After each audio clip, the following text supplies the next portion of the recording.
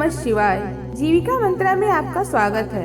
प्रदोष व्रत अति मंगलकारी और श्री कृपा प्रदान करने वाला है। यह व्रत प्रत्येक महीने के कृष्ण और शुक्ल पक्ष की त्रयोदशी को रखा जाता है, इसलिए इसे वार के अनुसार पूजन करने का विधान शास्त्रों में रखा गया है। अगर इन तिथियों को सोमवार हो तो सोम प्रदोष व्रत कहते हैं, अगर मंगलवार हो तो भौम प्रदोष व्रत और अगर शनिवार हो तो शनि प्रदोष व्रत कहते हैं।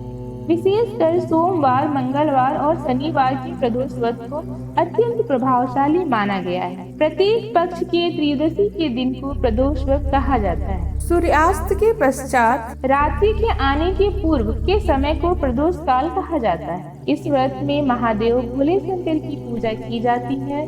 इस व्रत में जातक को निर्जल रहकर व्रत रखना होता है। इसमें प्रातः काल स्नान करके भगवान शिव को बेल पत्र, गंगा जल, धूप, दीप सहित पूजन करके संध्या काल में पुनः स्नान करके इसी प्रकार शिव जी की पूजन करना चाहिए। इस प्रकार प्रदोष व्रत करने से पुण्य की प्राप्ति होती है। आइए सुनते हैं शनि प्रदोष व्रत की कथा। प्राचीन समय की बात है, एक नगर में एक सेठ रहता था। वह धन दौलत व्यापार से संपन्न था। वह अत्यंत दयालु था। उसके यहाँ से कोई भी खाली हाथ नहीं लौटता था। वह सभी को जी भर के दान दक्षिणा देता था।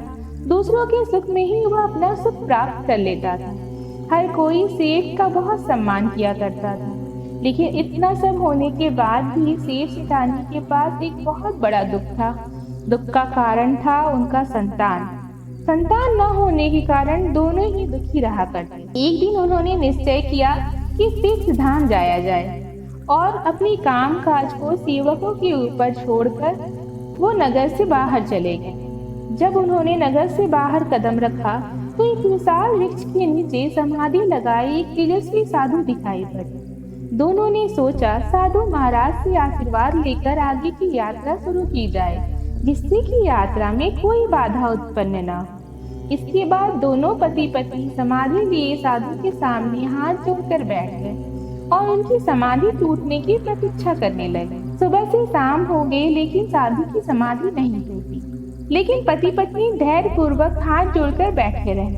अंत में अगले दिन प्रातःकाल साधु महाराज समाधि से उठे तो सेठ पति पत्नी को देखकर मंद मंद मुस्कुराए और आशीर्वाद स्वरूप हाथ उठाकर बोले, मैं तुम्हारे अंतन मन की व्यथा भाग गया हूँ। बस मैं तुम्हारे धैर्य और भक्ति भाव से अत्यंत प्रसन्न हूँ। साधु ने उसके बाद संतान प्राप्ति के लिए उन्हें शनि प्रदोष व्रत की विधि बताई और शंकर भगवान की वंदना इस प्रकार करने के लिए कहा।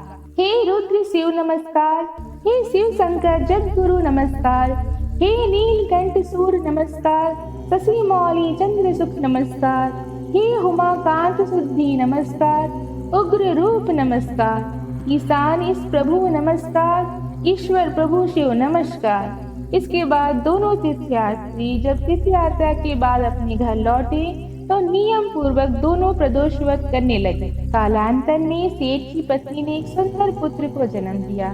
शनि प्रदोष व्रत के प्रभाव से शिव जी प्रसन्न हुए। शिव भगवान की कृपा से उनकी यहाँ छाया अंधकार लुप्त हो गया। दोनों आनंद पूर्वक रहने लगे। यह थी शनि प्रदोष व्रत की कथा। यह कथा आपको कैसी लगी प्लीज कमेंट बॉक्स में जरूर बताएं और अगर आपको हमारा यह प्रयास पसंद आया हो तो चैनल को सब्सक्राइब जरूर करें। धन्यवाद।